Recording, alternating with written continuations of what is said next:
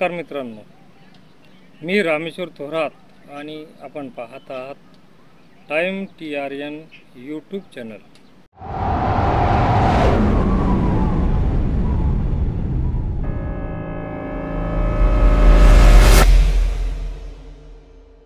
हनुमान उर्फ मारुती ही रामायणातील एक लोकप्रिय व्यक्तिरेखा असून ते श्री रामांचे महान भक्त, दास, दूत मानले जातात। त्यांचा जन्म अंजनी या वानरीच्या पोटी अंजनेरी येथे झाला होता असे मानले जाते। हे गाव व या नावाचा डोंगरी किल्ला महाराष्ट्रातल्या नाशिक जिल्ह्यात आहे।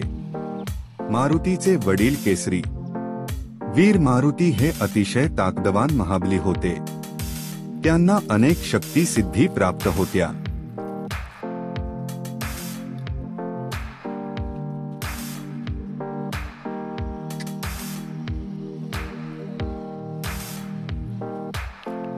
लहानपणी त्यांना भूक लागली असल्याने ते सूर्याला फळ समजून त्याला पकडण्याच्या इच्छेने सूर्याकडे धाव घेऊ लागले। परंतु सूर्याला पकडताच त्यांचे हात सूर्याच्या आगीने चळाचळा कापू लागले, त्यामुळे ते सूर्यापासून थोडे लांब झाले। परंतु त्यांना तो खेळच वाटू लागला। ते सारखा सूर्याला पकडायचे व सोडून द्यायचे, त्यामुळे सूर्यही त्यांना घाबरू लागला। असे करत करत त्यांनी सूर्याला गिळले। ते बघून इंद्रासहित सर्व देवांना काळजी वाटू लागली। सूर्याला व पृथ्वीला वाचविण्यासाठी इंद्राने आपले वज्र हे हनुमानांच्या दिशेने फेकले। त्या प्रहाराने हनुमानांचे तोंड वाकडे झाले व ते बेशुद्ध पडले। नंतर देवांनी त्यांना भीतीपायी तुला आपल्या सर्व शक्तींचा विसर पडेल असा शाप दिला। पुढे श्रीराम वनवासात असताना त्यांची व हनुमानाची भेट झाली।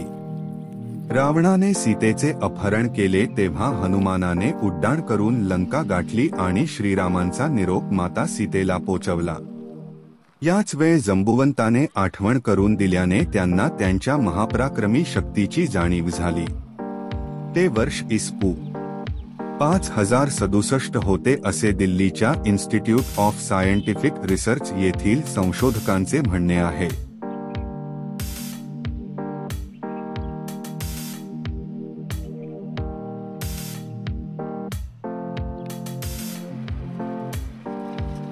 रामायण आणि बहुतेक पुराणांमध्ये हनुमान हे ब्रह्मचारी असल्याचे वर्णन केले गेले असले तरी दक्षिण भारतात हनुमानाने सूर्यदेवाची कन्या सुवर्चला हिच्याशी विवाह केला होता असे मानले जाते।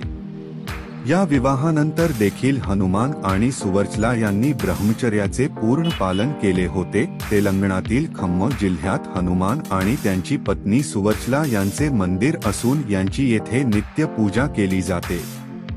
ज्येष्ठ शुद्ध दशमीला स्थानिक लोक हनुमानजींचा विवाह देखील साजरा करतात।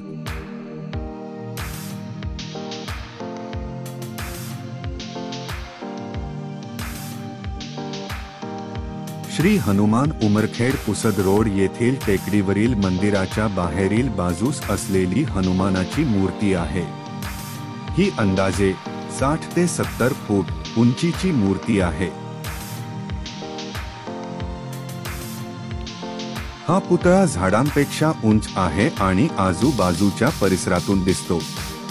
पुतळ्याभोवतीचा परिसर अशा प्रकारे विकसित करण्यात आला आहे की भेट देणारे कुटुंबे येथे आरामात वेळ घालवू शकतील। जवळच झुले आणि स्लाइड्ससह एक पार्क बांधण्यात आला आहे। विविध भागातून अनेक भाविक दररोज मंदिरात येतात आणि शक्ती, शांती आणि विवेक मिळवण्यासाठी भेट देतात।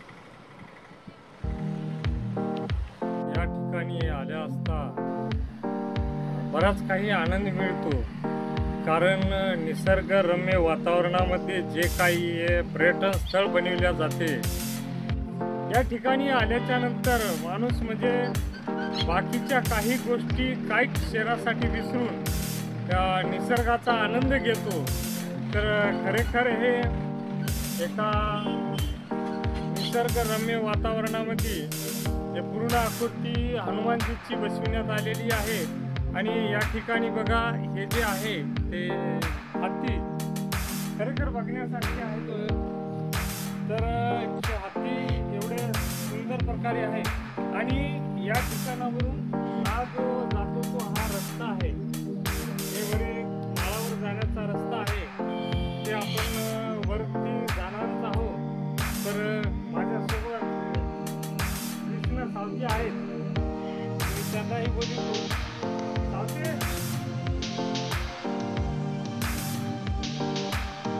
आमचे चांगले मित्र आहेत आणि त्यांचं आम्हाला प्रत्येक कार्यामध्ये सहकार्य लावते, म्हणून त्यांना मी सोबत घेतलेलं आहे. सर्व त्यांना माहीत आहे.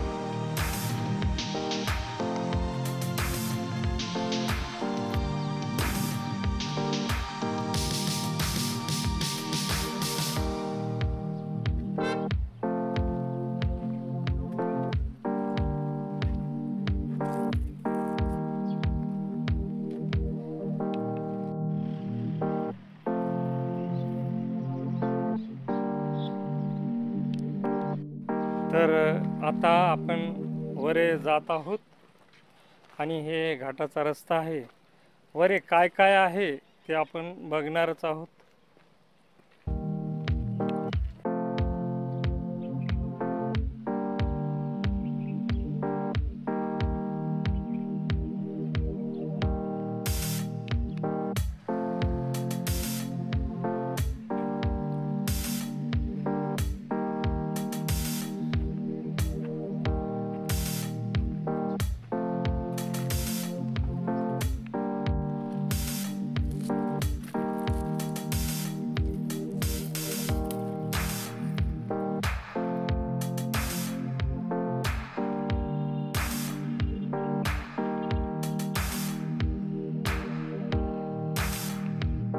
आता आपण इकडे जे चाललो ते एक वाघोबाच्या शोधामध्ये चाललेलो आहोत. नेमकं या ठिकाणी वाघोबा आहेत, ते वाघोबा कोण्या ठिकाणी आहेत हे शोधण्यासाठी आपण चाललेलो आहोत. तर बघूया, शोधूया की वाघोबा नेमकं कोण्या ठिकाणी बसलेले आहेत.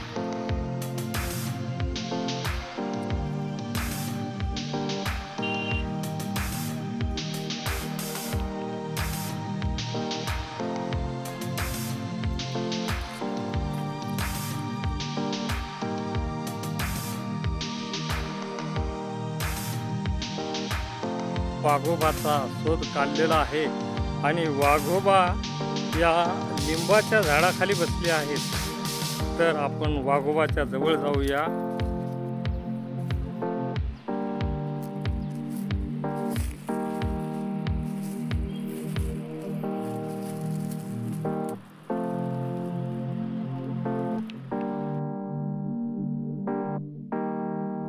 झोपलेल्या हनुमानाच्या मूर्ती.